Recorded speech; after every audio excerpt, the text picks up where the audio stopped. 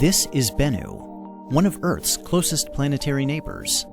An asteroid roughly the height of a skyscraper. A remnant from the dawn of the solar system made of carbon-rich rocks and boulders. And since late 2018, the place that NASA's OSIRIS-REx mission has called home.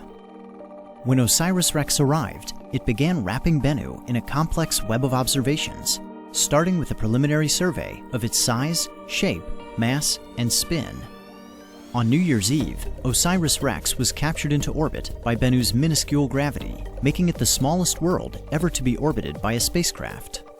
In early 2019, it broke orbit to conduct a detailed survey.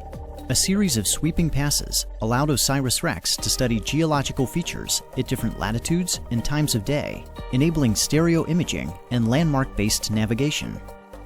During the detailed survey, OSIRIS-REx globally mapped Bennu at only 5 centimeters per pixel, the highest resolution of any planetary body, including Earth. On June 12th, the spacecraft entered a new orbit at an altitude of just 680 meters, setting another record and establishing a home orbit for the remainder of the mission. In September, it began reconnaissance on 4 candidate sample collection sites, potential locations on Bennu to touch down and collect a sample later in the mission.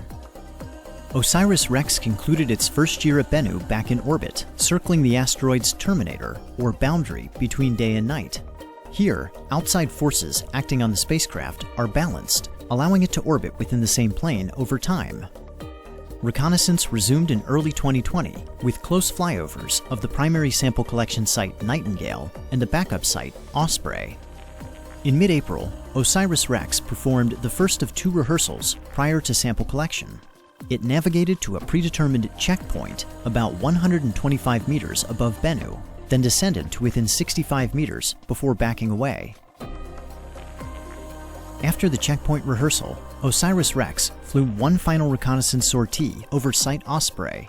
Then it made a series of high-altitude maneuvers while rebooting its onboard processor and preparing for its second rehearsal of the sample collection event. On August 11th, OSIRIS-REx departed its home orbit and made a 4-hour traverse to Bennu's northern hemisphere, retracing its earlier path. After performing the checkpoint engine burn to begin its descent, it made a second engine burn called Match Point to match Bennu's rotation before backing away at an altitude of approximately 40 meters. Now, the most crucial moment of the mission had arrived.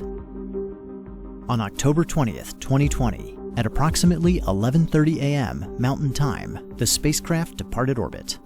A few hours before, mission controllers on Earth had sent the commands for the Touch-and-Go Sample Collection Maneuver, or TAG.